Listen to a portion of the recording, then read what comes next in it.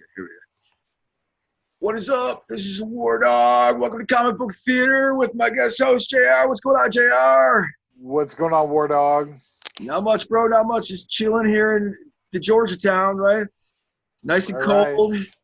Right. We got a really awesome guest today. We got Brian Silverbax. He's an artist, a writer, a colorist. Brian, what's going on, brother? What's up, man? I'm here just doing what I do. Cool. We're glad to have you, man.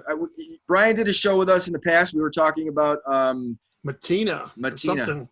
Yeah, and it was honestly, if you haven't seen that show, it's one of the better shows. We had Jason here and Brian Silverbacks, and it was probably one of the best shows that we did. And it was one of our first too. So Yeah, it's been nothing but a steep downhill decline ever since, honestly. Well, it's always a learning curve. We had Carol last week, so I mean, that was a start, right? Yeah. Hey, that's what I'm saying, man. That's what I'm saying. That's a tough act to follow. Well, that's why we got you on here, bro. Good luck, brother. We know you can handle yourself. Good luck, man. I'm gonna keep it going. As long as cussing is okay. Oh, that's fine. All right, let's fucking you do it. You, man. you do you. We're all adults here. That you know. All right, John. Well, thank you guys for having me, by the way.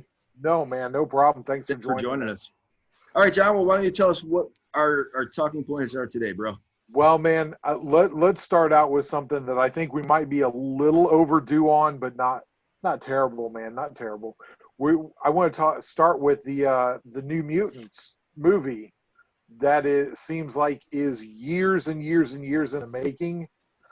And so, like I say, if we're overdue to do a review of the trailer, they're way overdue to get it actually into the theaters for us, for crying out loud. Brian, I'll ask you first, man. What did you think? Wait. What?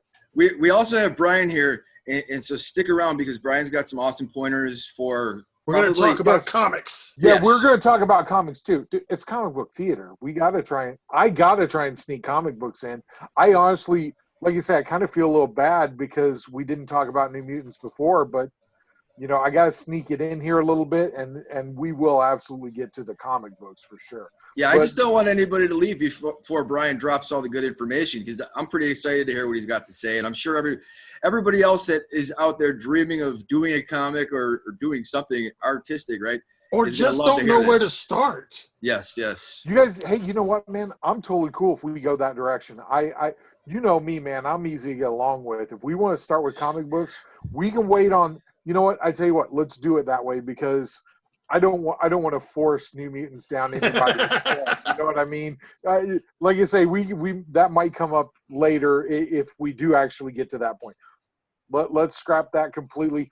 Brian, tell us what kind of comic books you've been working on. If you want to hint at something that might be on the pipes, man, feel free to. Now, I don't know exactly where to begin, except for if I'm going too far back, you guys let me know. But here we go. So in 2013, I picked up a pen and I started doing digital artwork. At that time, I was doing T-shirts. Around 2014, I went to my first convention and I saw the artist tables and I was like, oh shit, you can do this? They're like, yeah, all you gotta do is fill out the application, pay the money. I was like, all right, cool. So I started drawing fan art.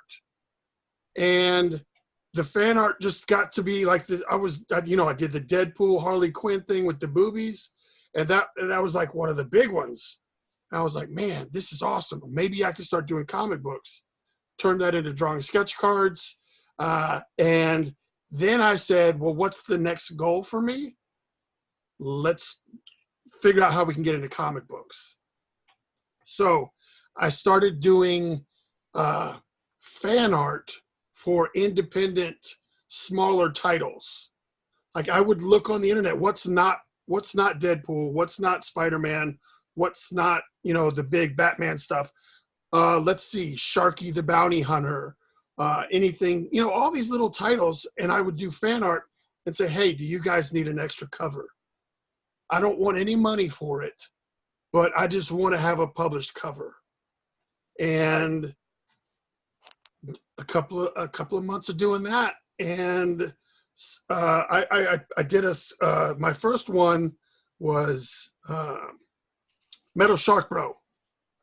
And I saw Metal Shark Bro, and I saw it online. I was like, dude, that'd be really fun to draw. So I took a piece of paper and I started drawing Metal Shark Bro, and I sent it to Metal Shark Bro on Facebook, just the actual Metal Shark Bro page. I said, do you guys need a cover? They're like, nah, dude, I like the artwork, but Scout told us we have 2 covers and we got that taken care of. Right. I was like, all right, man. So the next day, I get contacted from a guy from Scout, and he says, I really like that cover that you did for Metal Shark Bro. We'd like to use that in our store for a store exclusive version of the comic book. And I was like, are you fucking kidding? Yeah. He's like, we'll pay you by giving you copies of the book that you can sell. And that's how I got started into doing what I do now. That's awesome. That's the basic thing. But the thing is, I was willing to not be paid because I knew that just getting something published would be the beginning. You know what I mean? Like, a lot of people tell you don't work for free. I tell you don't work for free unless you want to. Like, don't do it because someone asked you to. You got to have a strategy. You got to have a strategy to it. You can't let yourself be taken advantage of. Exactly. Is the way that, and look, I understand the guys and the ladies and the guys who are saying don't work for free. I get it. No, I do submit that people should know their value, but on the flip side too, you can't be expecting to get pro rates for your work if you've never done it before and you haven't kind of like paid your dues a little bit. Mm-hmm. You know what I mean? That's my feelings on it anyway. Well, let me jump in too, because I deal with this too. Do you, in some cases, do you want to have your artwork on a comic book cover? I mean, if you have it on 10 covers, now you got something to show off. But if you don't have it on any, you don't have any backup, like any resume. Like, yeah. I was trying to show my CLZ. I got the Metal Shark Bro cover. It's an awesome cover. Highly suggest picking it up right if you can. Yeah, I'm glad you showed it because my phone is it ain't working, but it's got to be the twins, dude. It's got to be the twins in the background there that's causing your phone not to want to work. Yes, them. So, yeah. But so what that did was it started a line of communication between me and James Hike, who works at Scout. He was the one that saw the artwork and initiated the conversation. So after that whole thing went through, he started saying, what about this title? Would you like to do a cover for this title? And he just kept asking me. So I stayed in constant contact with him. And then he said, hey, man, I've got an idea for a book that I want to do. Would you be willing to be my artist that does the pages? And I was like, dude, I don't know how to do pages. I don't do pages. I'm not confident in my interior sequential art because that's just not what I do. And so he's like, oh, no problem, dude. You can do it. You can do it. So I did a cover for him. And I did 1 page for him. And he was like, all right, cool. I'm going to shop this around. And then we're going to raise some money. And then we'll get started on the book. Well, a few months later, he ended up telling me, I found someone else to do the interiors for the book. I found someone to be the artist for the book. And I was like, oh, shit, man. Because I was kind of banking on I was banking on that being my big break. Right. But he landed the artist that he wanted to do one of his other comic books with that wasn't available when he started doing his other comic books. So he's always wanted to work with this artist. And so as a favor to me, I think he said, well, when you put together a project, I'll work with you to try to make sure that everything kind of fits the way comic books are done. Because I didn't know anybody. In my mind, he's an industry professional, right? So if he's offering help for me, almost like a consolation, like, I know that we said that we're going to do this and that fell through, but I'll help guide you on your journey, then I was like, all right, well, I'll take that for what it is. So enter the world of Year Zero. Year Zero was a comic book universe that I started in 2014 or 15. I wanted to create this world where I could, like, I wanted my own Marvel universe. I wanted to be able to tell multiple stories instead of just telling one character's stories. So I didn't want to have just like this character called Knife Hands and then write a million issues of Knife Hands. But if all the readers didn't like Knife Hands, then I'm kind of screwed. Like I've painted myself into a corner. So I wanted to create a world, and I created like 15 people, 15 characters that lived in that world. And I told the backstory of how the world got there and how it is and how it functions. That way I could tell any story I wanted. So in 2015, I put together one of those comic books that says real name so-and-so, code name so-and-so, 7 foot tall, his superpowers are this. So I made one of those, and I was like, yeah, Year Zero. And I'm going a long way to get to nowhere. But so I finally I was ready to write a story, and I was going to feature 3 characters from that Year Zero universe. Well, then another comic book publisher published a comic book called Year Zero. And I was like, well, God dang. But Year Zero wasn't a big deal. So I just have to change the name of the world. It's not a big deal. Right. It has no bearing on the characters or the world that I created. It's just renamed something different. So I'm going to continue to write this story. Well, I told James, I said, hey man, I'm writing this story that has 3 characters, and they're going to be doing like a, what's that show? True Detective. It's going to be True Detective, but in like a Mad Max kind of comic book superhero world. And he's like, oh, dude, that sounds cool. And he said, well, why don't we do this? Let's practice your writing skills and let's practice your comic book stuff. And we will tell, and you write a story for each one of those characters, just introducing those characters, not an origin story, but introducing each of those characters. And then once you do that way, when you release the whole story that has everybody in it, everybody kind of will be familiar with those characters. I said, fucking yeah, let's do it. And I was going to say, I like that idea. I think that that's a really sound idea. I think that's where some people get off in the weeds too far, as if they don't give you a reason to care about the characters. So, well, what happened was he wrote a series that featured 3 or 4 characters, and he said that he wished he had gone back and done those like an individual one-shot before he did the series to kind of ground those characters more before putting them into this huge story arc. So he said, let's pick one of these 3 characters. He looked at my Year Zero handbook, and he said, this turtle-looking guy named Loggerhead, why don't we do something with him? Why don't you write a Loggerhead story, and why don't you kind of write it and give it a horror vibe? I think that will do well.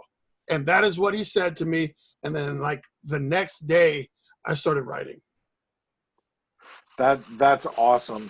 And it's good to have that affirmation from somebody else to say, that guy, pick one out for I you. guess the look got him, and he's like, that's something that we're not seeing right now. A big fucking huge turtle man.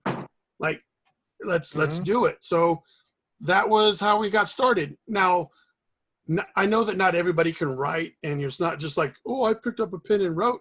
Like, I had been studying screenplay writing. I had been watching movies, and I knew the 3-act plays, and I was a little bit familiar with how to tell a story and have it be entertaining. So I didn't just jump into it just because I said, oh shit, I got a comic book character, I'm going to write. You need to know how to formulate and write. So do some research for that part. Right. Well, and Todd, having written a comic book, I'm going to kind of spoil it a little bit for a few people who are joining us. I'm in the very, very, very first stages of doing some research for possibly doing a comic book myself. Mm-hmm. And so this is all like gospel to me, man. This is like really good news to hear that it's stuff that I won't have to have. Maybe you guys can help me not have some pitfalls that I would have had otherwise by getting ahead of myself too far or getting out over my skis where just I'm way in over my head, halfway done with a book and no earthly idea of how to wrap it up, that kind of stuff. What with the process of writing an art, which do you find to be the part that is the hardest to do or the hardest to get through? The art. God damn, it takes forever. Yeah, I can't draw at all, so I have to agree with the art. Can man, I jump? that Oh, go ahead, man. I'd if I had the money, I would pay someone else to draw the inside. If I had the money, I would do that. I can understand that. Like you say, I think part of that is a blessing for those of us like me and Todd who have literally no artistic ability whatsoever to actually draw something. It might actually be a blessing in disguise because we don't have to worry about. It's a lot of work to do all those tasks. What were you going to say, Todd? So I'm a Stephen King fan, and he's got a book called On Writing. It's a really fairly quick read. It's not like a 400-page super thick book, but he gives a lot of good pointers. And like one of the things that he said was he doesn't like plan out his story. He just sits down and starts writing it. And then wherever it goes, where it goes. And so that was kind of what I did. I just sat down, and I always tell people, like, if you want to do it, you got to sit down and start it. Once you get started exactly. and get that flow going, then you're excited to write the next part. You can chip away, like put everything down, tell a humongous story, and then it's like, you know what, that's maybe too much. You know, we don't need that. And then whittle it down to make your masterpiece. But you need to make yourself that lump of marble to carve from. Yeah, I agree with that. And like Brian said too, you do want to remember the like building to a climax and then ending it out. I mean, there's things like that. The Last Jedi is like an example of what not to do, I've heard. Or this whole Star Wars sequel, but I won't go into that. But you know, you want to have a beginning. You want to introduce your characters. You want to tell them about your characters. Then you want them to, you know, experience some difficulties. Well, can I share a little bit about how I have approached this writing thing? All right, so yeah. A one-shot comic is 22 pages, roughly. Right? Can you guys still hear me, or am I? Yeah, you're good, man. Yeah, you're here.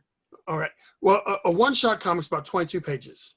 So you have to tell a story that people are going to give a shit about in 22 pages. And with us being independent creators, not only are we having to tell a story in 22 pages, we're having to introduce characters that you already probably don't know. And they're going to have to do shit that you don't know. And they're going to have, and you have to convince them to care.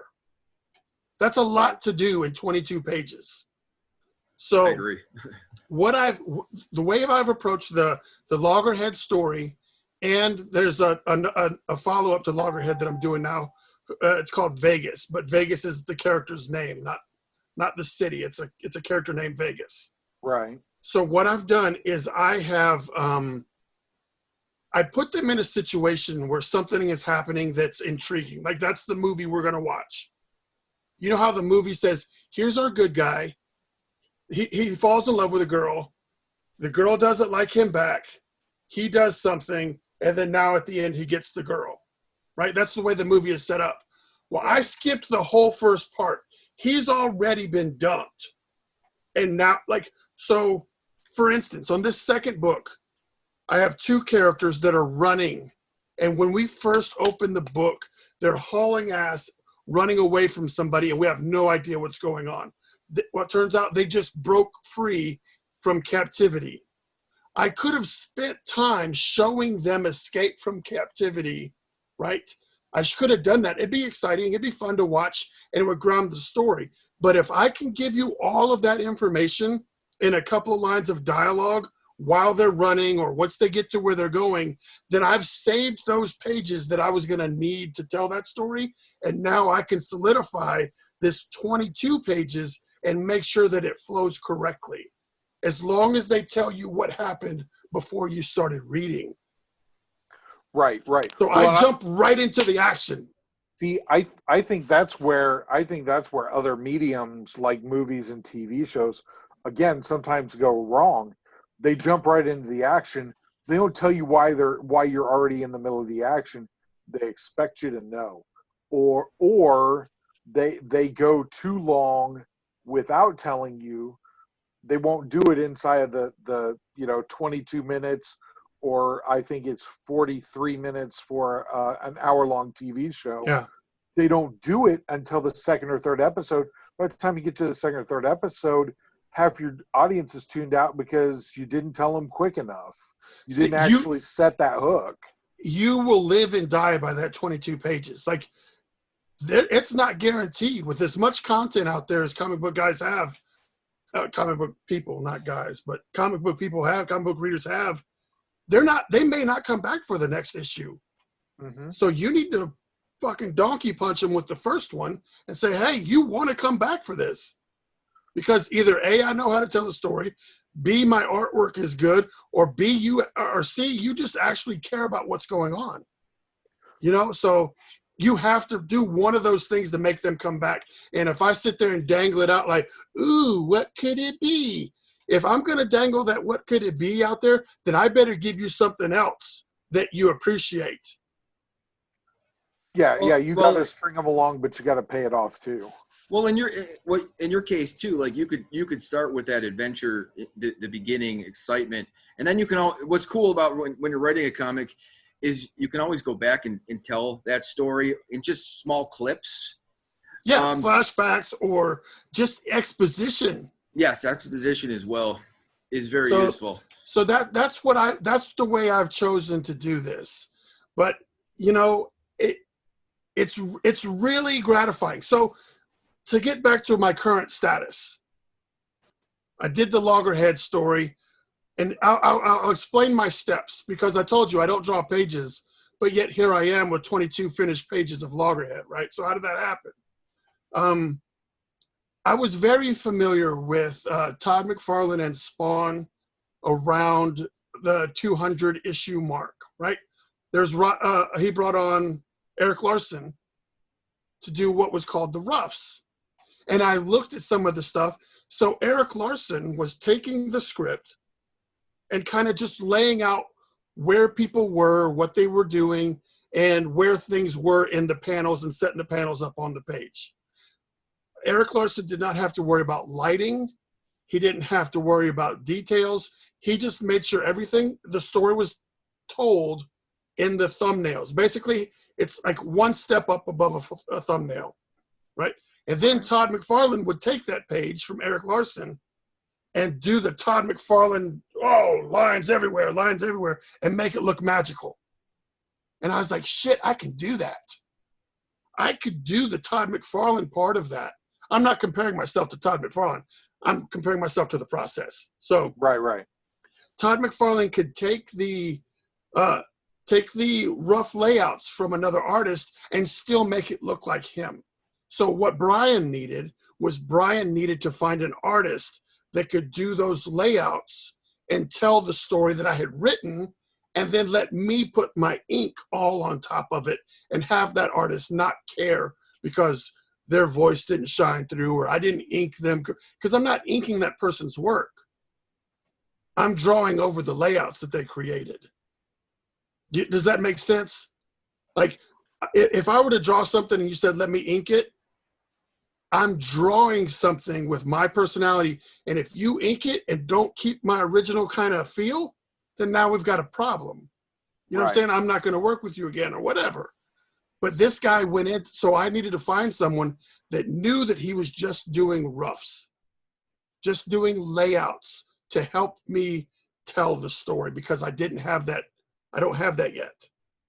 Right. I understand what you're saying. I did something very similar with the cover on our first book. Like, I can't draw for nothing. So like I sat down and I had Jason's like, what do you want? What should we do for a cover? And I was thinking about it, and I drew this character's here, this character's here, this character's here, this character's here, and this is the premise of what I'm doing. Now make it do your work, your magic. Yeah, And exactly. that's what happened. Magic. So I found a guy whose name is Mark. He calls himself Mark Odin's or MKV Odin's son on Facebook, but he's a guy in the Philippines, right? And he pencils all kinds of comics at $50 a page. And I was like, fuck, dude, that's going to kill me. Plus, I don't need you to pencil. I just need you to, help me rough these pages out. So I paid him what we agreed upon, which was less than $50 a page. And I'm saying like within 3 weeks, I had all 22 pages ready for me to start drawing. There were some tweaks I had to make, but that sped the process up so fast, right? So now I ink all these pages. Then I send them off to another person to flat them for coloring. Anyone doesn't know that flatting is like making all the areas selectable so you can do digital coloring. That runs you anywhere from $6 to $12 a page. So I had to have the money to pay that person. Then I get them back, and then now I'm coloring. And I was like, well, shit, I don't have the money to letter this thing. So I'll just watch some videos on how to letter. I lettered the whole thing myself. And then I sent it to, all right, so remember I was telling you that I was talking to James, and he was the one guiding me through this process. So now James is my editor, and James says, you know what? Maybe you could use some lettering assistance. This is okay, but let's make it a little better. So I got a letterer, and that's it. The book was complete, and I said, I'm going to do a Kickstarter, and I'm going to raise the money to pay myself back for all the money that I had put into this project, because it's only me. I don't have, nobody's owning partnership. There's none of that stuff. I was like, I need to pay myself back and bring this to the world. Once I do the Kickstarter, I'm going to pitch it to the independent comics and just say, hey, I wrote a one-shot. Do you guys want to publish my one-shot? That was my goal. Well, as I'm gearing up, because you guys saw that I was posting, Kickstarter starts February 15th. February 15th, I'm going to launch my Kickstarter. Man, I still have the Kickstarter all set up because I was setting it all up inside of Kickstarter, all the rewards, all this stuff. And I had a $5,000 goal, which would have got the book into production, would have got me copies and got everybody paid. And I was like, $5,000 seems okay. You know, it's not a couple of $100, which is kind of like, why even bother? And I know that I am nowhere near like Polito and Mendoza. I'm not pulling down $40,000, $50,000 fucking Kickstarters. But I thought I wanted to do a Kickstarter so that I could see how much I could do. Because in the past 2 years, I've put in a lot of work into creating an awareness of the work that I've done, whether it's on Instagram or it's on Facebook or it's doing podcasts and stuff like that. I'm trying to create a brand, if you will. So I was very curious when I launched this Kickstarter, how popular I think I like, how much response would I have gotten? Would I make the $5,000? Would I make $20,000? Because if I had to make $20,000, my dick would have been hard as shit, and I would have been like, yeah, man, let's fucking do it. But so that was kind of what I was looking forward to. I knew that the book was going to be made. Most Kickstarters are books that they're looking for funding to get it done. When I did my Kickstarter on the 15th, it was going to be completely fucking finished. I don't owe anybody shit, and I'd still have the book. So that was what I was proud of, is I did this. You guys are just paying me back with this Kickstarter stuff, and then anything left over is gravy, and I can throw it into my next adventure. That was what I was looking forward to. But then I get a phone call. Hey, man, I'm from Publisher X, and we want you to bring Loggerhead with you to our brand. And just don't worry about the Kickstarter. I was like, okay, fuck yeah. Like, my first shot out the gate, a publisher wants to talk to me. let's do this. So that's where we're at. So the publisher picked it up. The contract should be in here. I should get the contract next week. But even prior to the contract being signed, I've already sent all of the necessary stuff. And so next month in the previews magazine, Loggerhead will be available to pre-order. That's awesome. That's awesome.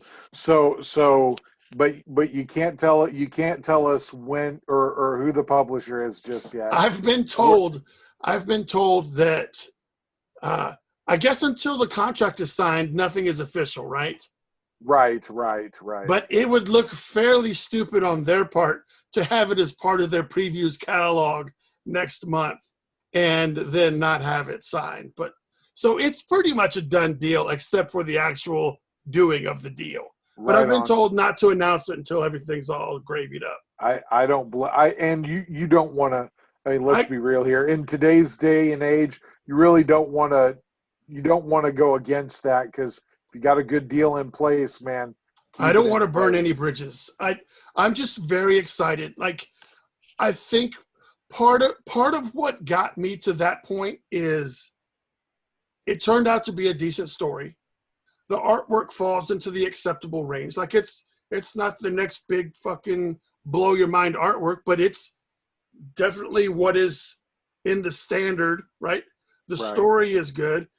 And I think part of what sold it is the way that I conduct myself and the way that I do business, how active I am on social media, how much if I'm going to a convention, I make sure to plaster that all over social media so that the convention that's having me as a guest is like, oh man, this guy, if we have him, he may not be the best artist we have, but he's going to talk about it, and he's got people that care about what he's doing. So even if they don't come to see him, at least he's helping spread the word. So that's the way that I do business. And maybe that's the way this publishing company says, all right, this may not be the best comic book we've ever seen, but I like the way he does business, and I know that he's going to promote the shit out of it, and I know that that's going to mean that our publisher mark is everywhere on his internet. Now, does that mean that it's going to still be a one-shot? It is still a one-shot. Okay. But the way that I've been told that this works is the one-shot will be underneath their control for 5 years. So if I ever do anything that involves Loggerhead, it has to get their approval, and it has to be done with their blessing. And if it's a comic book, then it has to be published through them until the end of that 5-year contract. So I'm hoping, because I don't know this for a fact, this is something I do not know, is if the contract is going to be for my year 0 universe. You know what I'm saying? Like, I wrote the Loggerhead story. Is this contract going to be just for Loggerhead? And then the next time I do the Vegas storyline, will I have to get another contract for Vegas and another contract for the third character? Will each of them be a separate contract?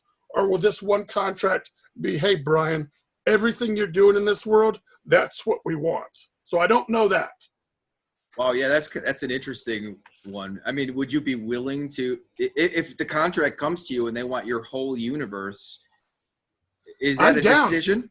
No, because that takes the guesswork out of saying, well, I hope they get Vegas, or what if my current publisher doesn't like the Vegas story and I have to go to a different publisher, and like, now what do I do? I got this going on that kind of so no, if that came up, that would not be a decision for me. One thing that's very cool about the publisher that I'm working with is I'm sure that almost all publishing companies do this, but they also work very hard to try to pitch all of their properties for television and film. Like, they actively have a department that goes out and tries to get, would you like this cartoon? Would you like this as a movie? Here's some comic book properties that we own. what do you think would make a good show? So the fact that they do that is like an added bonus to what we're doing.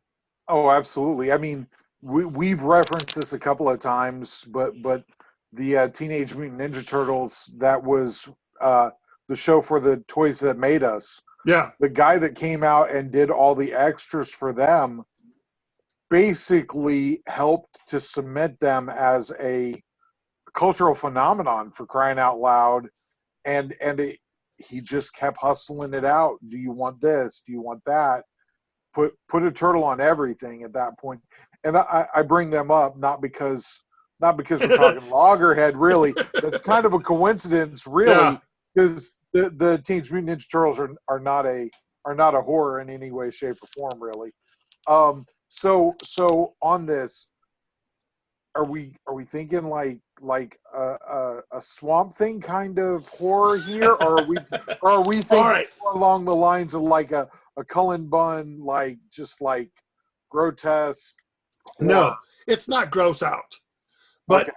So here's what Loggerhead is. Loggerhead is just a guy that wants to be left alone and live in his swamp, right? But he's got a heart of gold. Like he's a good guy at heart. But this first Loggerhead one-shot is written in a horror style presentation. But that doesn't mean that everything that he's involved with will be a horror story, or he can only do slashy, killy stuff. Like, it was just a unique way to make this introduction. I got you.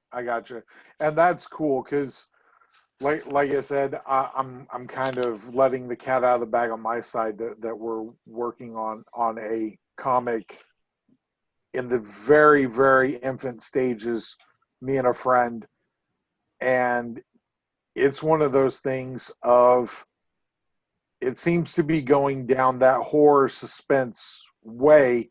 Does that seem to be, do you think that that's easier to write a horror suspense, or do you think it would have been easier to just make Captain America, white bread hero guy? What do you think would be I didn't know any other way to do it, because when James saw the character, he's like, use this character and try to tell maybe like a horror style story to introduce him. So I had never really thought about, I didn't have any preconceived thoughts of ways to do it. So when he said horror, but I'm like, well, my guy's not a fucking bad guy. So he's not running people down with a mask on, stabbing people. What do I need to do? So the hard part for me was, how do I tell this story, have it have the horror feel, but have my guy be a good guy? So that was the unique way. So I'm pretty happy with the way that I approached it in the comic book. Although after my editors, because I ended up taking on a second editor for the last pass here, who, by the way, if you're needing a comic book editor, like Andrea is the man. Andrea works at Caliber Comics. He is like their intake guy. He reads all the submissions, but he's got a doctorate degree in literature. Right. And he writes his own comic book called The Shepherd, and he edits a ton of independent comic books. Like, you pay his fee and he's down for you. So he's going to be my editor for the Vegas storyline, because James got to be too busy. Right. So James isn't going to be with me for the final pass on Loggerhead, and Andrea is going to help me with that final pass. Right on. Now, and it's funny, I'm monitoring the comments on Facebook Live that we're streaming here. All right. William Pace is asking if it's going to be a horror like The Crew was a horror, and so he's being a little tongue in cheek there. Yeah. Well, if I'm not mistaken, The Crew was lighthearted, kind of like the movie Paul, right? Like, it's kind of lighthearted comedy with a little over-the-top violence? No. I don't know about over the top violence yet. I mean, it's more like when I started out, one of my friends when I was growing up, he liked to swear a lot. Mm-hmm. His name was Sam, and I remember we were like 11 years old. We were sitting next to his garage, and I was like, Sam, are you going to swear for the rest of your life? And he's like, I'm going to fucking swear for the rest of my fucking life. And so like I kind of built it off of that premise. And then I made some friends in the Collector's Corner, and they have great personalities. And Yeah. so I was able to incorporate their personalities into some of my characters. And and the funny interactions that we have. So, I mean, it's mostly a comedy. I did try to have not a horror element, but a fun horror element, not a scary one. So it's a comedy adventure type story. I have looked into horror, and I've actually sat down and written horror. And the one thing I would say to John on the horror thing is just think about what scares you and put yourself in that position and then write about it. Like ghosts, for instance. Like I was thinking of a guy sitting on his couch playing a video game, and all of a sudden something moves at his bedroom door, right? And he gets the creeps, right? And then you just build off of that. If I may offer some tips for creating, find something you like, and then deconstruct why you like it. So, for instance, for me, I'm a very visual guy. Mm-hmm. I love watching Michael Bay movies. Not because the movies are the best movies ever, but man, that is some visually stunning shit. Right. Why do I like it? So that's what I would do. Why do I like the movie Armageddon? Why do I like, so I would find stuff that I like and try my hardest to break it down what it was I liked. I like this movie because of the sacrifice the main character had to make. I like this shot because the purple contrasts with the red in the dress. Whatever it is you like. So if you like a horror movie, if you like the movie Alien, or you like the movie Pitch Black or whatever, sit down, watch it again, and wonder why you like it. Now, I will tell you that the story that I am using, or the story that I am telling, is based off of a very specific inspiration. Now, and I'm not going to go into it yet because I would like to get further down my story, but also I want to talk to the people who inspired me with it and see if it's something that they would be willing to get on board with as well. Because like you're saying, movies inspire you. I know Todd and his interactions with people in his life, people through Facebook, have inspired him. I can see all of those things playing a part in the story that I'm wanting to tell, but also music happens to be something that inspires me a great deal as well. And I'll kind of leave it at that. That's kind of where the story is coming from right now, is music. But talk about vague booking. Well, hey man, like I say, I'm trying to leave it vague because, like I say, it's one of those deals of, if I had to guesstimate how far I am into the story total, you're talking about a 22-page story. I might be 4 pages into it. Mm-hmm. You know what I mean? Well, so it's not even. It's barely got the spine and rib cage. I don't have arms or legs. I don't have any. There's nothing fleshed out there at all. All right. Well, let me break down how I did my story. And granted, I have never written anything that anybody would know. But here's the system that I found that worked. I made bullet points. Character needs to get shot. Character needs to find a picture from his mom. Character needs to get a phone call from his girlfriend. The bad guy needs to be shown the map, and they need to have a final fight. So I'd write those 5 bullet points down, and then I would say, all right, well, how many pages does each one of these bullet points need to take me? A phone call, he's going to have a conversation, 2 or 3 pages. So I'd break those bullet points down into a couple of other bullet points, right? Then I would write the beginning, that cover all the bases, the introduction and the story. So let's say we wrote the first 6 pages, dialogue and everything. Now I'll write the last pages and work my way back. So I know how I want it to end. So I start, just before the end, and I write however many pages that is. So let's say that equals out to be 7 pages to get the conclusion that I wanted. Now I've got the 5 pages that I wrote at the beginning, the 7 pages I wrote at the end, and I've got to get any bullet points I have left to fit in between those and do it seamlessly. So I wrote the beginning, I wrote the end, because I want to make sure the end is the way I want it to be.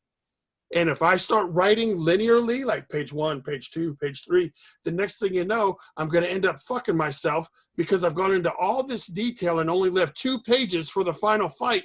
And you're like, Right. well, shit, I need more to go on.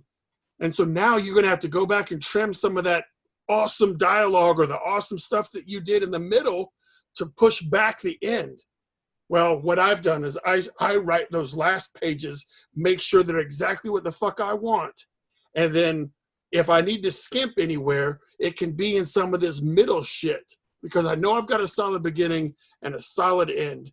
Let's just make that work. And sometimes I'll have to pull a bullet point out altogether. I'll be like, you know what? There's no time to do that. I can't do that in 2 pages. Right. Can I just – it's really interesting, and I love hearing this. And I don't – it's like there's no right way to eat a Reese's, right? Oh, yeah, as long as you're eating a Reese's. Exactly. And like my style is completely different. I mean, like I told you, Stephen King said he just sits down and he starts writing. And that's what I did. I mean, I just sat down and started writing. I will agree with Brian that if you have to fit it into 22 pages, his style is probably the better thing. Like I actually got lucky. I've already written 3 books. Mm-hmm. And I wrote the whole story like from beginning to end, and it turned. And what I was lucky about is Jason told me to break this up. Right, he said put it into panels and put it into pages, and I luckily like at the 25-page mark, and each time I was able to. It was a nice finish. Yes, and the other thing that's really cool is you can. Let's say you have 21 pages. Well, you can make a page that's just a full page. One page with no panels. And that's one of the fun things about writing the comics is, and especially going through and arranging the panels is as you go through it, you're like, oh, this could be a full page. Oh, this could be 4 boxes. This could be 6 boxes. You know, I don't know if you experienced the same thing. Well, I kind of, but let me tell you a situation that I ran into yesterday when I was writing yesterday. I found myself, I'm writing the end of the Vegas story, and I've got 3 pages left, but I know that I have more information than 3 pages. But I only really have enough information for 1 page that I need an extra page. But I wrote my story that on the page turn, stuff happens on the page turn. Because if you've got something cool happening on this page, like you want the cool reveal to be on the even number page. So in order to do that, I had to take my script and push it back 2 pages so that everything I had written would still fall on the page turn, which is, I don't know if it's like a tip or a trick, but it's just something in comic book writing that I've been told people try to do is to have some cool shit on the page turn. If you're going to do a cool reveal, do it on the page turn. If you want the mood to be changed, do it on the page turn. So I keep that in mind when I'm doing my pages. So if something's fucked up here at the end, you can't go back just 1 page because you're going to throw off the page turn. So you got to throw it back 2. And now that's where your creative juice is like, all right, I got an extra page to fill up. Right.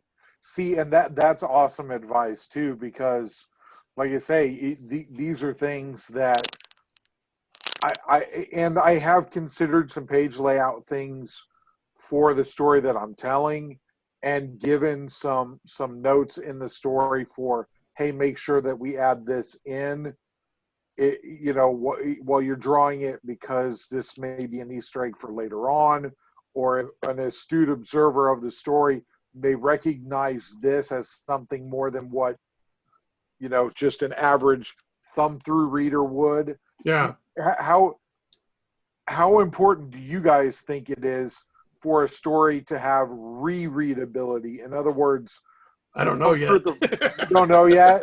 Well, see, I as a consumer of comic books and of content, I think it's really important that you give a reader a reason to go back a second time at least, because you get to the end and you're like you're talking about with big reveals or big moments, changes in the story, doing it on the page turn.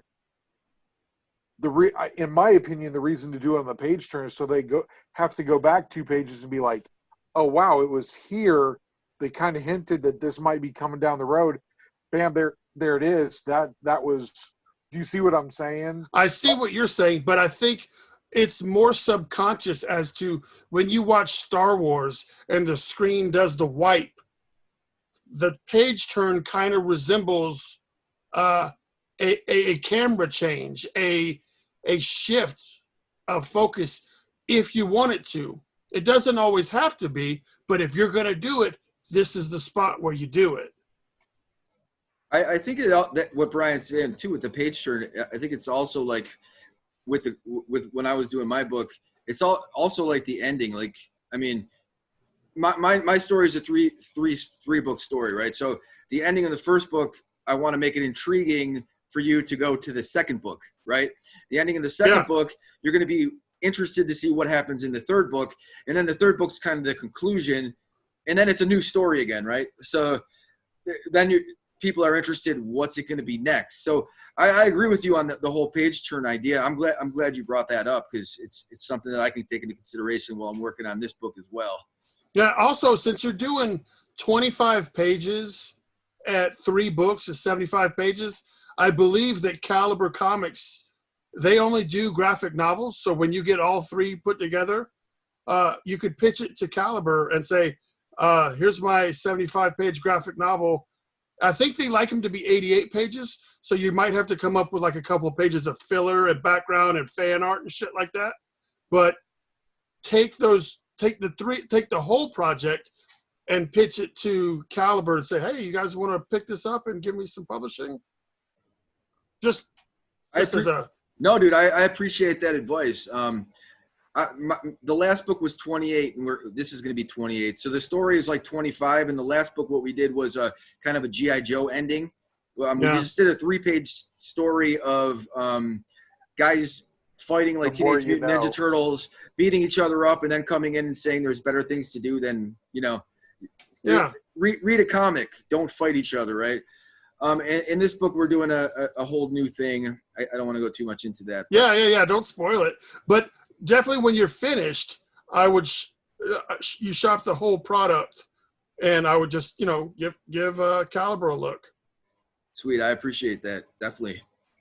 See, I'm learning something too. This is exciting. This is a fun conversation. They don't take single floppy issues. They only take graphic novel content. So you could kickstart every issue, because I'm working with a guy that does the Bobcat, which is published through Caliber Comics, and he kickstarts every issue, and then every 4 issues he'll get the graphic novel published through Caliber, and then he'll do Kickstarter, another 4, boom, take it to Caliber, and so that's a pretty bomb ass little thing. Really, that kind of, from what I'm reading online, that seems to be the way of the future with the entire industry, because I was looking online, doing a little prep for last week's show, and I don't think we really got around to it.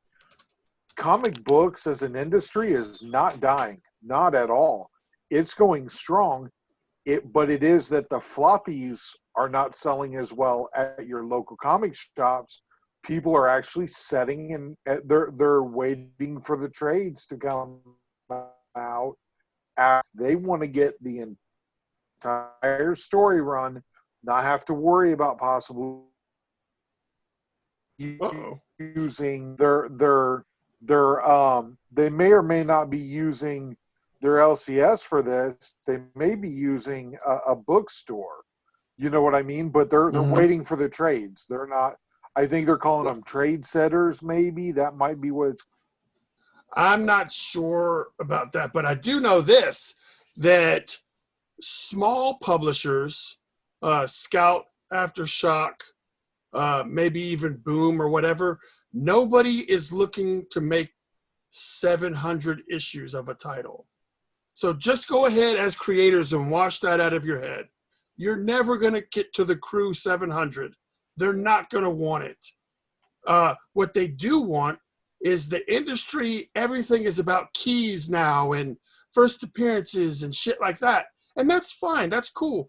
But the smaller publishers know that. And now the big publishers are coming on. Why do you think that there's 5 little Wolverine stories? It's a 6-part story. Or the Venom story is only going to be 6 parts, because everybody's chasing the number ones. Everybody's chasing That's that true. first issue.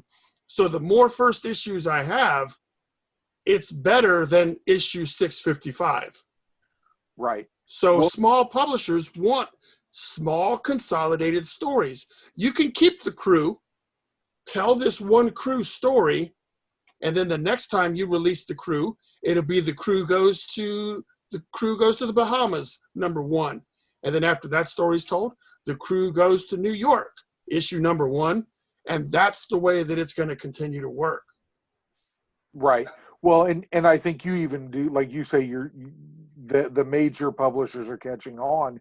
I think that's why Marvel and DC reboot, and then they go back for milestone issues like 700, 750, 800, etc. Yeah, but it's They tiresome to the renumber them. consumer. It sure is. It is for me anyway, because like between that and the obscene amount of variant covers that are out there, Hey, if it wasn't for variant covers, you wouldn't have Brian Silverbacks.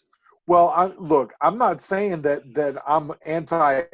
I'm kidding with you. I covers because no, I know, there is a difference, but though. you get what I'm saying. Yeah. As far as the total number of variants being, look, I on my CLZ app, I'm trying to do the Amazing Spider-Man run as best. I as got another can friend doing that. And it's insane. But then you get into the 600s, and there's one issue that they literally did for 100. Yeah. There's 100 different. Yeah, I know. It's crazy. Covers. It's insanity. There's no way. So you just kind of shrug your shoulders and go on. Well, you just really, even as a completionist, you only need to have one issue of 350. Whichever variant cover you want, then you can go to 351. I would still say that you have a complete collection. It would just be which cover do you have for that issue. Well, and that's the way that I do it. I look whenever I'm looking at choices and I know I need one, I go with the cover that has that quality that just kind of gives me that emotional attachment. I don't only exclusively do A covers or exclusively do B covers. I look at it and say, between these dozen covers, is it based on artwork? For the cover, yeah, 100%. It's based on which. It's not based on the rarity. Like, let's say we've got Shitty McGee who drew a cover, but it's 1 in 200.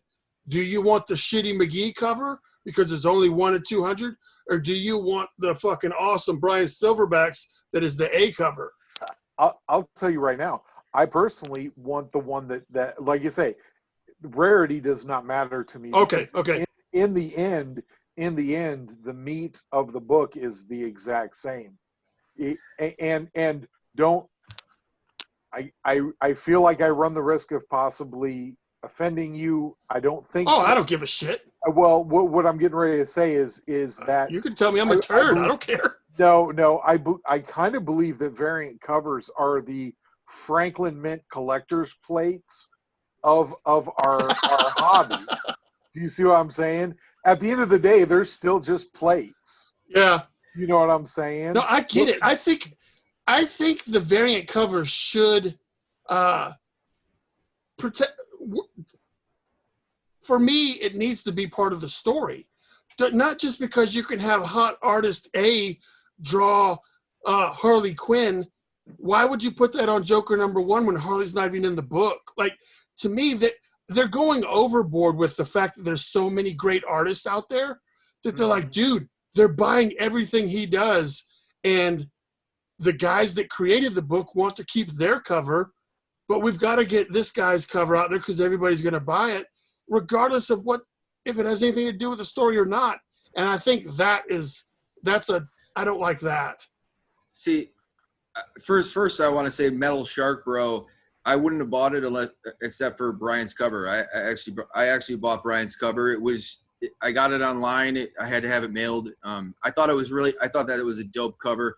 And so, I mean, yeah, I think with buying covers, sometimes you see that really, really dope cover and you like Batman, the one, I can't remember what the artist was, but like in the 20s and stuff, the artist's artwork was terrible. Or like Rob Liefeld, like Rob Liefeld does cover A, and you see that and it's like, yeah, I'll go with cover B, so like that's what I did with Metal Shark. And I think with variants, what's cool with variants is that you do get that option and that selection. I also think that like Thanos 13 came out and they did a variant and they sold the variant for $50. And then like 6 months later, it was selling for $700. So sometimes you buying the variant and spending a little bit more. If you're going for the investment, though, only for those that are going for the investment. The story's still the same. Like John said, the meat on the inside is still the same. It's kind of rolling the dice, though. I mean, like if I kind of kicked myself in the ass because I thought about paying $50 for that variant cover, and then I seen it selling for $700, and it was Which one was it, by the way? Because I ended up getting the one with the silver and just had Thanos' Was it the head. Albuquerque? Was it? Yeah, Albuquerque. Yeah. Oh, dude, that was such a good-looking cover. It was a smoking cover, man. Oh. But on the flip side, you get any of the yes, he's doing amazing cover. The downside is like you say, it's going to rub some variant collectors the wrong way. My opinion is if you're buying a comic book strictly for the cover, buy the comic book and go to the artist and get a frickin' print. Get a print. You got the same basics of everything, but you got a print that you can maybe get directly from the artist. But the odds of me ever running into Rob Liefeld, since I'm going to if I were to, let's pretend that I was a huge Rob Liefeld fan.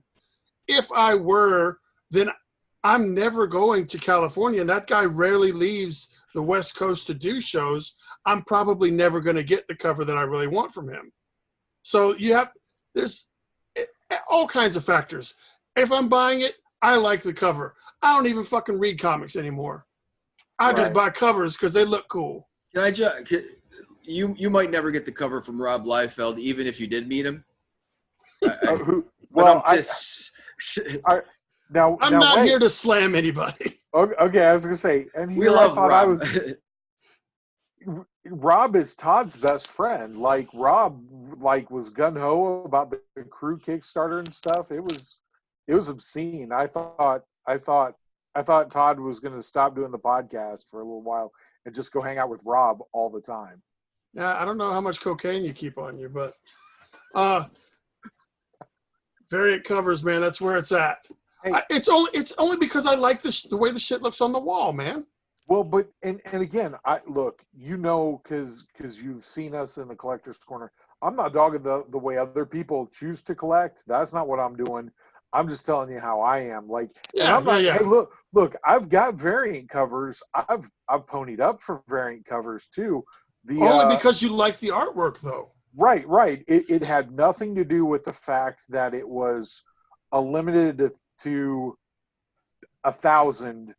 I mean, it just didn't. I looked at the cover and, I mean, okay, I've got one here close. Look. Yep. This is what I love. And I'm the only guy I know that does Lone Ranger books, okay? I don't know anybody else who does Lone Ranger books.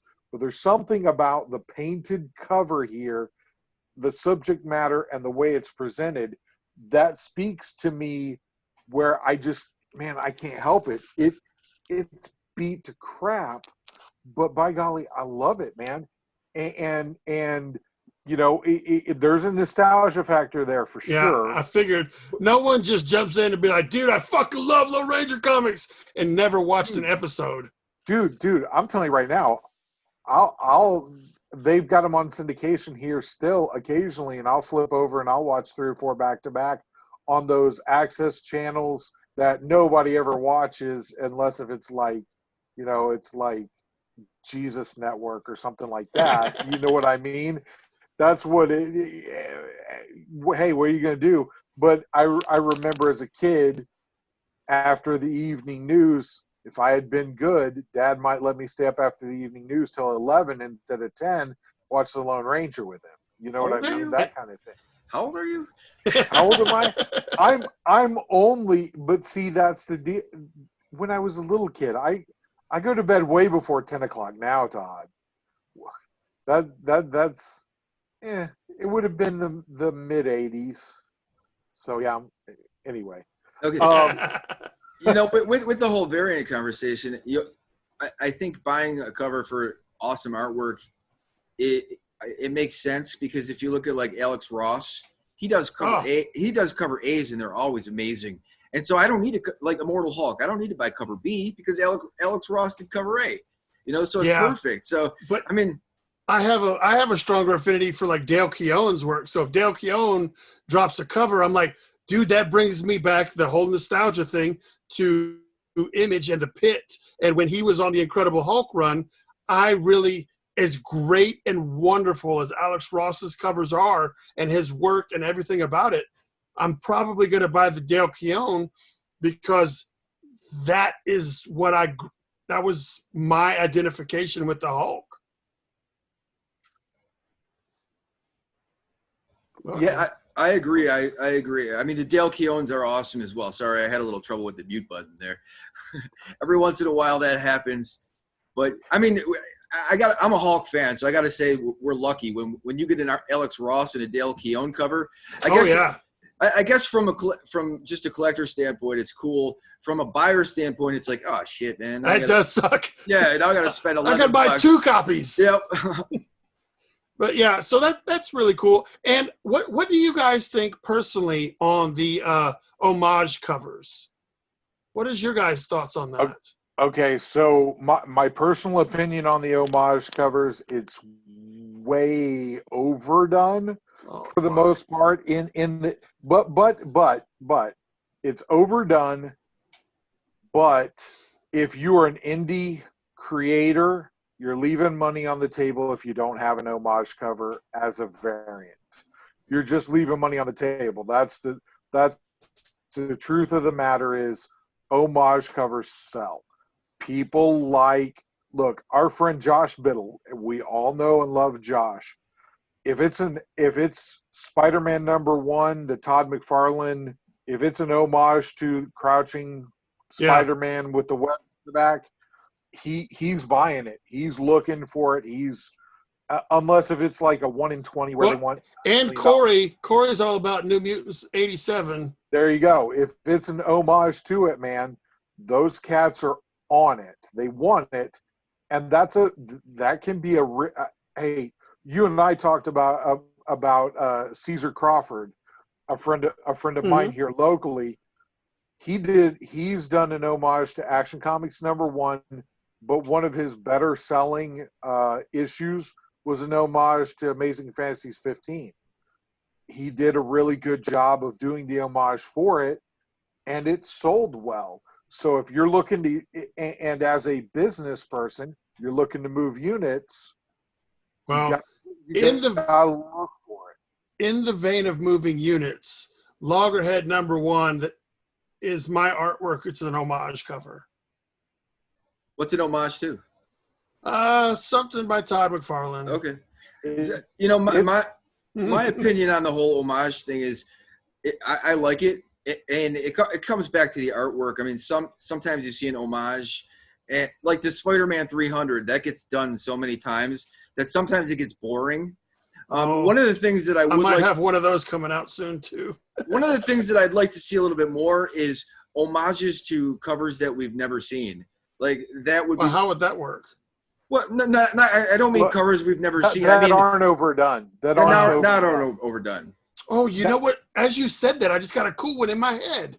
Let's do an homage to like the first appearance of Hellboy.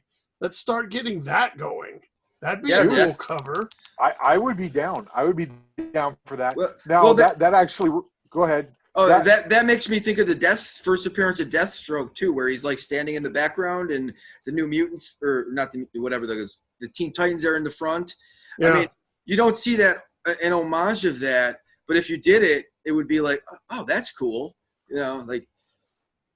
Yeah, that is pretty cool. I will tell you, Brian, and this is totally personal here. Okay, you put out on Facebook to get some ideas for covers that had not been overly done for homages. Yeah, and somebody brought up a one that's near and dear to my heart, which is the Spirits of Vengeance cover with Venom hanging upside down. Yes. And it sounded like you might be leaning that way, and then it kind of like went away. All right. Any chance? Here's what happened with that.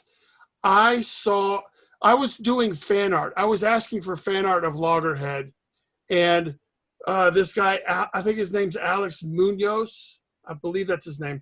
He did a cover, a fan art of Loggerhead, and he was doing this pose.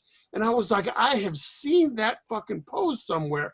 So I tried to find what it was, because I didn't want to publish that in my book without referencing that it was an homage, because I don't want anybody to get their feelings hurt or act like somebody's fucking somebody. So I asked him, I said, this pose looks very, very familiar. What did you copy it from? Like, what did you reference this pose from? And he said, I don't know. I can't remember. He said, I saw it somewhere. And so I was like, because he had done it, he had seen it in his head, and he I guess it's a pose that he had drawn multiple times, and he kind of lost track of where it originated, right? So in order to find I knew that it came from somewhere. And so that's why I put the call out on Facebook. I was like, hey, where is this? What is this? And it turns out that it's basically the same Venom pose, just turned right side up. Right. Well, I'm actually looking it up now, because the reason I say it is it's personal to me is because, dude, that's a killer cover. It's amazing. I own it. It's the very first comic book I bought myself, like consciously looked at, and like 13-year-old me was like, this is amazing. I don't know exactly what's going on with this, but it's so amazing. I have to know what it is, and I have to know who this guy. I had no earthly idea who Venom was. Really? Well, here's one of the cool things about me having a publisher. I don't know. I haven't even proposed this to them. But what if I just wanted to do 22 pages of basically prints of Loggerhead doing homage covers, slap them bitches in a book, and just say, here's an homage, here's a Loggerhead homage print book. I can do that if they allow me to. And that would be able to let me recreate that. Oh, yeah. I'm aware. I don't know if you can see it through the glare, but I know that's the one. And like I say, to me, whenever I saw that as a possibility for a variant cover, you talk about one that's not done. That's never been done. If it had been done, trust me. I don't know that I could have my big ass turtle hanging from the ceiling. That would be challenging. That's funny, because John pointed out like the homage cover the cover that really stood out to him. The one that really stood out to me was Hulk 390, and I think it's a Dale Keown, and he's got like a big machine gun. Oh yeah, I was gonna do that one. And that one, I seen that cover when I was a kid. I bought it. Yeah. And I said, that's when I started collecting the Hulk, because I was like, I love this cover. I love the Bill Bixby, Lou Ferrigno show. And from that point on, I was a Hulk fan ever since. Yeah, and then like I think one of the nearby issues was the bullet breaking his glasses while he was looking on the cover, and I was like, dude, those Dale Keown covers from the '90s were the shit. I agree. I think your loggerhead would actually look good with that 390 from what we've seen. Well, here's the thing. Another little spoiler alert. You don't see a whole lot of loggerhead in my book. Well, that's part of the horror element. That's I told you guys that I was trying to model it after a horror style movie kind of feel. So he's in the shadows and then fucking somebody's dead. You know what I mean? Like, whoa, what happened here? Who did that? Why am I only seeing his silhouette here? So that's part of the mystique, is you really don't get to see what loggerhead looks like until the end of the book. Right on. And that's to me, that's reminiscent of Jaws and stuff like that, where you let your imagination kind of fill that in till the very end. And we've talked about it before, where I think in some respects CGI has made storytellers lazy in that it's super easy to I'm just going to show the gore, the blood, the guts. I'm going to show all of this. And it's going to be anatomically correct. You know, if we cut this guy's head off, if there's supposed to be some bone or cartilage there, we're just going to show it and it'll be awesome. There's really nothing that you can show that could not be surpassed by the viewer or the consumer's own imagination. You leave it to their imagination, they're going to make it 10 times worse to themselves than it actually was. Yeah, I don't want to talk too much about loggerhead, but you have some pictures of the T-shirts that I did, and one of those T-shirts is the cover with the homage that I'm referring to. Because when I originally did the cover, it was just a hand pushing somebody's face into the concrete. That was so that even on the cover, you wouldn't know what loggerhead looked like. But in the grand scheme of things, I want to move units. So I need to have a cool, homage or whatever on the cover, even though the original idea was just to have that big ass green hand smashing that dude's face, because you still wouldn't know what loggerhead looks like until towards the end of the book. Right. Let me, whoops. No, in your universe, so, and this is more of a universe question. So Loggerhead's a turtle. Are you going more with the animal theme? No, he just happened to be one dude. Like, in this world that I created, I wanted to be able to tell a zombie story if I wanted to. I wanted to be able to tell a Mad Max story. I wanted to be able to tell a futuristic story or a space story. Like, all these things I wanted to be able to do. So what I said, World War III has already happened. The United States, there's a big wall running down the United States, down the middle. Well, it's not quite the middle. And this half of the world, or this half of the United States, lives very futuristic, very Hunger Games kind of, that kind of cool shit going on here. And then this side is Mad Max world, because it was bombed so hard during World War III that nobody fucking wants to live over there. So that separated that. And then now how do we get into the sky? Oh, well, the war was instigated by aliens who have now opened all these wormhole portals into our atmosphere, and that's how we got there. Sorry, guys, I'm trying to get here for us. So we were talking about sharing this earlier. Guys, there's a link here for this, and I'm sure you can go on the. So that's the A cover. That's the A cover, and that is the McFarlane homage. Whoop. Yes, and it's Amazing Spider-Man 316. Correct. Isn't that? Yeah. That was the Venom cover with Spider-Man down below. his very first showing of featuring Venom on the cover. His first cover appearance, yeah. Yeah. So, and I really like that. And I think the character kind of matched what Venom had going on at the time. So I really had fun drawing that cover. Well, and I mean, if you think back, you're talking about not showing him till the end there. You got to remember they hinted at Venom in a lot of Spidey stories before Amazing Spider-Man 300, or even the reveal in 299 where he got a panel in 299.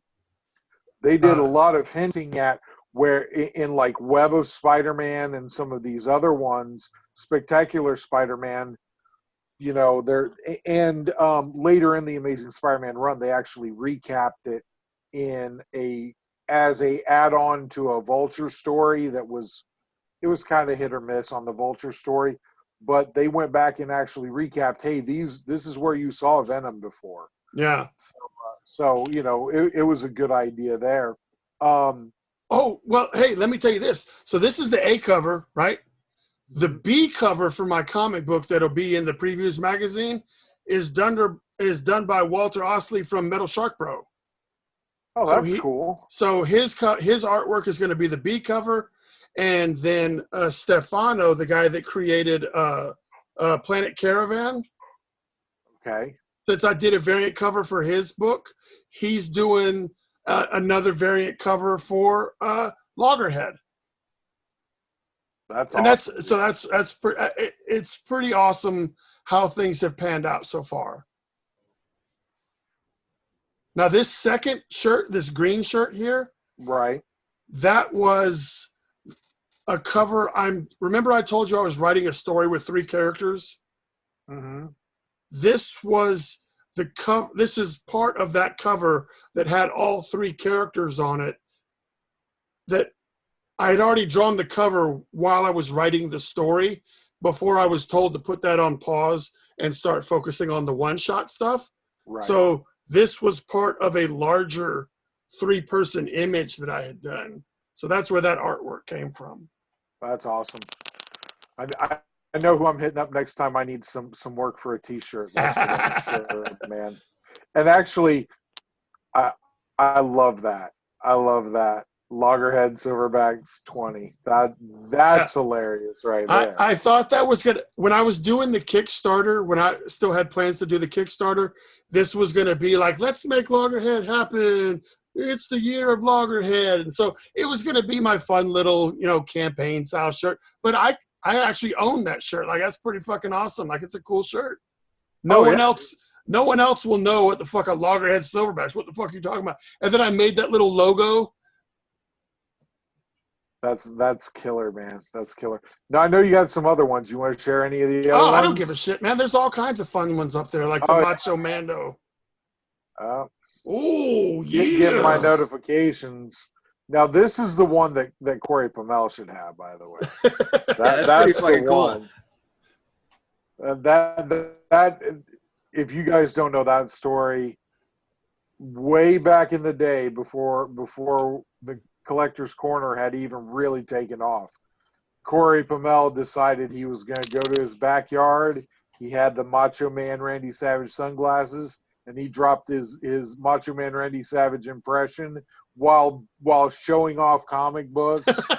it was over from there, man, because it was all over, man. So that would be one he would dig, I think. But dude, yeah, you got some killer merch here, man. Yeah, I can draw a little bit. Maybe just a little. You might look into doing that, like as more than just to supplement your acting career. Oh yeah, I'm an actor. Let's not get it twisted. I am a background extra who happens to live in Atlanta, and every now and then I'd like to go sit on my ass for 7 hours and work for 1. Dude, whatever pays the bills. I think it's more about fun. I mean, when else am I going to be able to say I was on The Walking Dead and I did a scene with Jeffrey Dean Morgan? Like, that's pretty fucking cool. I'm not going to get rich. I'm not going to be, that's not going to be a huge deal. I got to be in a movie with Michael Jai White. Come on, Black Dynamite. I was in a movie with him, and I played a henchman to Barry Bostwick from Rocky Horror Picture Show. Like that kind of shit. A lot of people can't do shit like that. And the fact that I've been able to do that is really cool, but it doesn't pay a lot of bills as an extra. Well, like you say, if it's fun, though, if you enjoy doing it. It is. And it gives me cool stories to tell because you'll go drinking with your friends or having dinner. You'll be like, yo, weren't you on, like, I'm on like you can go to Netflix right now and I'm on like 4 things on Netflix. Can you recognize me? No, because I'm probably some blurry guy in the background, but I was in 4 projects that are on Netflix right now. That's pretty awesome. Yeah, that is pretty cool. I work just down the street from Sonoy where they film The Walking Dead. And, that's a trip? And then I lived in Noonan, and they filmed at the Noonan High School. I think that's where like Daryl or John, what's his face, the bad guy shot somebody. But yeah, there's a lot of cool stuff going on in Atlanta. But even in Conyers, they do a lot of Doom Patrol in Conyers. And the studio where Pine Hill Studio it's right down the street from where I live in Fayetteville. And I just applied for a job. They're looking for extras to be security guards and stuff. And since I was a cop for 7 years, I'm like, oh, so I applied for all the security guard and cop jobs. But they were looking for people to work on the 28th and 29th. So I still haven't heard back. So I guess I was too fat. Hey, if it makes you feel any better, I went to go get my picture taken, and I asked some lady, like, who do I look like? And she said Tom Arnold. And I was like, really? Tom Arnold? What? Wow. Wow, I've really gone downhill. No. Yeah. I think that might be a no. I don't think she's just being nice to God. That's what I guess so, man. All right, go ahead, man. Oh, no, go ahead. I was just going to do the Austin Powers, who does number 2 work for? Tom Arnold scene, but go ahead, man. You have probably something better. I was going to say, so Loggerhead will be in comic book shops May 2020. Man. So can we get you on again when it comes out? I mean, I'm going to do as much shit as I can. So, yes. But I say that to say this. Loggerhead, thank you guys for having me. Brian Silverbacks. But what about that New Mutants trailer, though? Yeah, we can get into that, man. We can get into that. I don't know, Todd. Are you down, or should we just call this a wrap, son? Dude, I can. It's early, man. It's 9:38 in Georgia, so I'm good. I'm good till midnight. So. Oh well, I thought someone said let's wrap it up. So I was trying to create cool segues and shit. John's old, man. I mean, he goes to bed early. It's like 8:30 here, and I'm starting to count sheep. It's bad. Good gosh. Bad. No, I'm kidding. Yeah, we can talk. Let's talk some New Mutants real quick, just to kind of get that off of my shoulders here. Let me ask you this: did anybody else have any questions? Did any of your Facebook groups? Let me look there real quick. Questions, because while you're looking, it's the New Mutants trailer for me. It's just another cool movie to watch, right? So I'm all about it. Am I overly hyped for it? No, I can't say I'm a diehard New Mutants fan, because this is the New Mutants that took place long before Cable and Shatterstar and Domino and all that. This is like the old school Bill Sienkiewicz New Mutants, where they're fighting like some crazy bear monster. So it just looks like a fun movie. That's what I'm excited about. I'm totally down with it.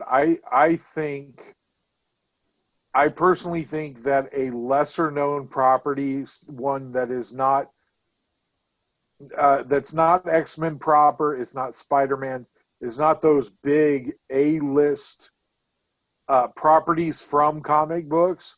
I think the creators, the directors, and the writers are allowed to take more liberties. And I think that pays off. I think that we've seen that happen with Guardians of the Galaxy. you know, and I bring them up a lot whenever we're talking about stuff like this, because anybody who was a Guardians of the Galaxy fan before the movie, you were in the minute. And you were probably upset with the movie.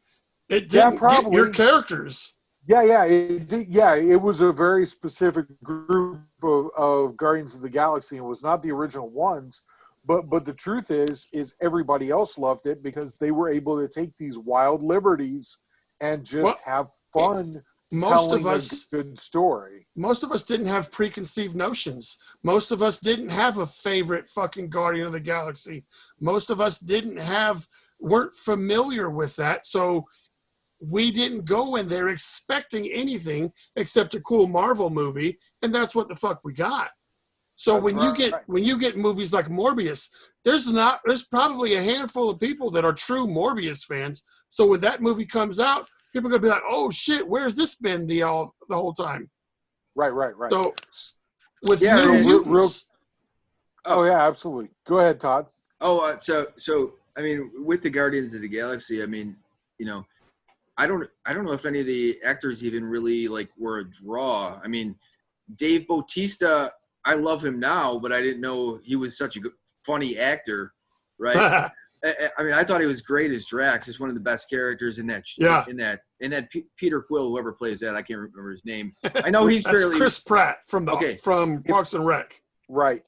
If you think about it, the two actors that would have been draws, neither one of them showed their faces on the screen. Yeah, Vin Diesel. Vin Diesel is a draw. People will go to movies to watch Vin Diesel. They're not going to go watch Bloodshot, though. I will, man. But that trailer looks so bad. It doesn't look. No. I hope it does good. It's a comic book property, but there's nothing that looks different about that trailer than any other movie. Like they did. It looks cool. It's CGI. It's a warrior. It's Vin Diesel doing ass kicky stuff. It doesn't look different, and that's why I don't think it's going to get a good response. Yeah, it might not get a good response. I like the whole reset idea where he goes out, he does something, and then he resets. They need to focus on that because that's what's different. Yeah, that's the drive. And I mean, it's the same thing with this New Mutants. I think having Arya Stark, I don't know what her name is, but I mean, having her in there is a draw. There's that one dude, he was on Stranger Things. Josh or whatever. He's in it. I like the idea that they're doing a horror type feel. And what I found was really interesting is I watched a review or something of the trailer, and they said it's going to be filmed by 20th Century Fox. It's already filmed. It's already done. Fox already filmed this movie before the whole deal was done. They just didn't release it because they didn't want to release it while the negotiations were going on. But do you think that Disney's going to use 20th Century Fox as a way to release? No, it's just going to say 20th Century. They already stated that they're going to use 20th Century. It's just not going to say Fox. It's going to go. It's going to have the lights to go. Dun, dun, dun, dun, dun, dun, dun, dun. It's going to do all that, but the word Fox will be missing and it'll be down. Well, so that's where we can expect to see Deadpool. Okay, yeah, that's what I'm hoping. I think all of the darker, more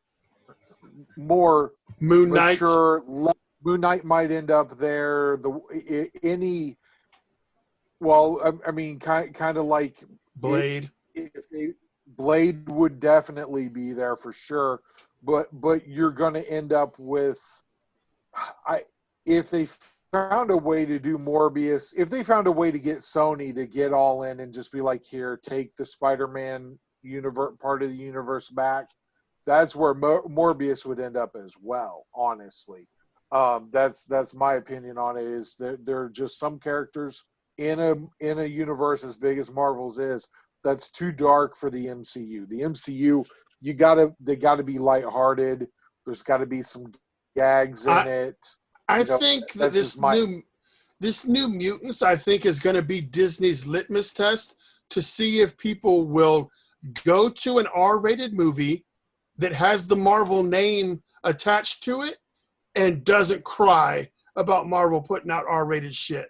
I think this is them putting this out there since it's already filmed, it's already done. They want to see how much backlash the people will have for a comic book movie that's rated R with their brand. I personally don't see any backlash at all. No, but I'm Honestly, saying I this, don't see. that, you know, I don't they're playing see it coming. safe. That's why we're getting this movie. Oh yeah. I love the idea. I mean, we can have R-rated, Marvel movies, and I think it would be cool. I mean, to really actually have a horror movie that's kind of a little bit scary and creepy, and not, laughy and everything. That would be nice. It would be a nice combination. I want to go back to the New Mutants because did you see Legion in the previews at all? Because that would be because he came in like 25, right? Yeah, I would love to see that happen, but I doubt that they do something like that. I don't see it happening. I thought that in this TV show done? The TV show, yeah, it was a 3-season arc. Yeah. And it was one of the trippiest things you've ever seen. If you didn't watch it, I watched the first season and a half. Look, I will freely admit, it's trippy as all get out. Half the time you're watching it and you're like, I have no earthly idea what's going on, but this is some really amazing stuff. That kind of thing is happening. It's all on Hulu now, so Yeah. if you ever wanted to go binge it, definitely that's the place to go pick it up. But Todd, I think if they could bring him into the MCU somehow, it would. I worry that he's too overpowered. Like there are certain characters, if you bring them in, you basically break the Marvel universe. You know what I'm saying? Like, because the MCU is based around a certain set of skills. You can't have Legion in there, who basically is a mutant who has a legion's worth of mutations and abilities, all based around which one of his personalities is coming to the forefront. He's what they would call above Omega level. Yeah. So that could basically think a sentient crazy Infinity Gauntlet. That's basically what he is. Well, I'm and that curious. could be really cool, but it wouldn't be a 20-year cool. It would be like a one movie cool. Yeah, it's a way to end everything. Right. But I do think that I'm anxious. They didn't show us anybody in the trailer other than maybe Sunspot, like using their. They used the scream. The girl did the scream. The Banshee girl. What's her name? Siren. I think so. I think someone did. Or what was that? The wrong trailer. That was the right trailer, right? No, that was Black Canary or some shit. No. Well, I mean, no, there was, but see, that's the thing though, is she did scream. She was having something done to her, and you could tell that it was. But I want to know what Wolfsbane looks like. Well, she started to wolf out. She started to, but they didn't give a full.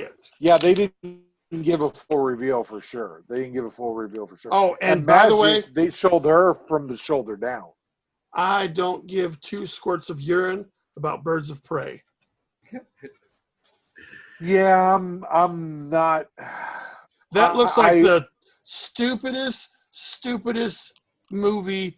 DC should know better. God dang, that looks bad. It's a Margot Robbie vanity project, in my opinion. Then go do Tank Girl. Well, that's I'm saying. Doesn't she own the movie rights to Tank Girl? I think she's supposed to be putting a company or something.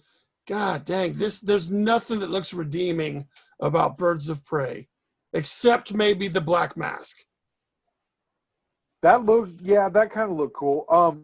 I will tell you, Dustin Ruff's reminding me that Legion is limited because he can't control his powers completely, and also that Franklin Richards is more powerful than Legion, and I agree with him on both. Franklin Richards, good. Dude. The little boy? Oh, yeah, man. I mean, whenever you can turn Galactus into your herald, you're pretty overpowered. You're out there a ways. Yeah, it You know what I depends on mean? what timeline they want to pull everybody from, which version of the character. I wouldn't mind seeing him as a little kid first. I mean, honestly, you put him in Phase 5 as a little kid. Phase 6, he takes over from Spider-Man's new Iron Man. I'm not going to That be they're alive to you know see what I all mean? that shit. Well, probably me neither. Todd's got one foot in the grave right now already. Yeah, Real absolutely. quick, All one this other stress from question. comic books, man. One other quick question. Mike Leon wants to know how many beers Todd has had. I know, he keeps fucking turning them straight up. Like, Five. it's just like boom, boom.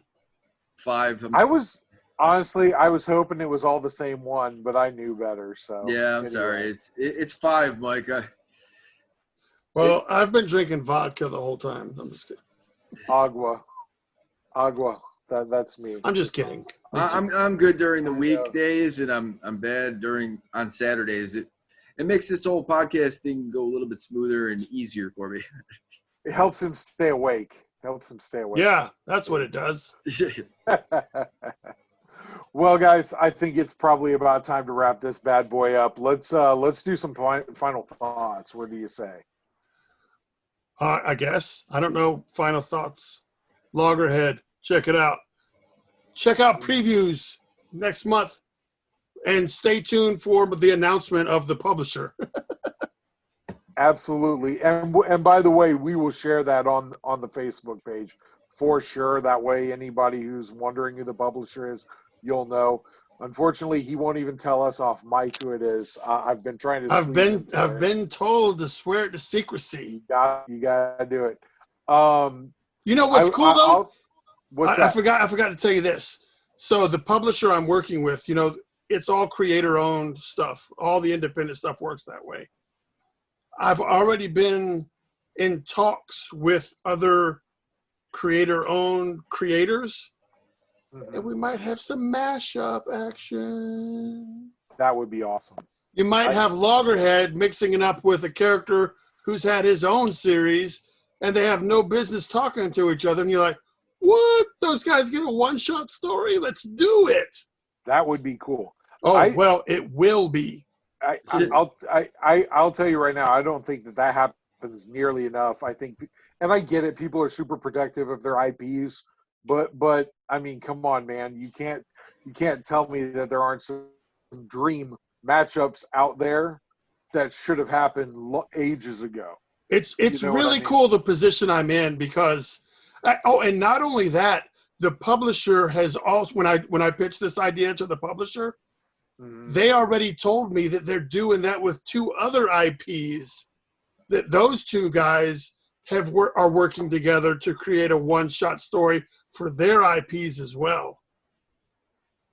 That's awesome. It's just really cool. And what facilitates this is me getting to know by doing covers on their projects and needing their approval.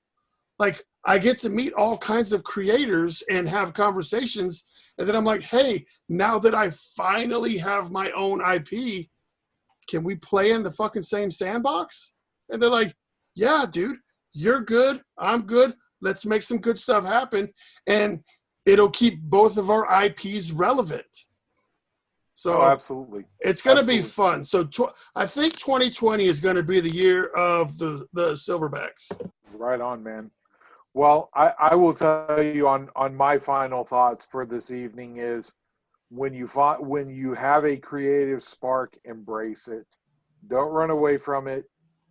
Find people that will help you nurture that creative spark and people that there are plenty of people out there that, like Brian, like Todd, they're willing to share some of their struggles that they've had to help you be more successful. Man, don't shy away from people. Share it with people. Get it out there. It's worth, in my opinion, it's worth the effort, worth the time put in to try and create what it is that you've got in mind. So that's my final thoughts. Todd, what do you got, man? Well, we're looking to hopefully launch the crew number 2 February 1st. We're working on it. We had a meeting today to discuss, all the details. We've got 3 covers that are colored and done, and we have 3 more that are rolling in and will get colored. So please, keep your eyes open and check it out.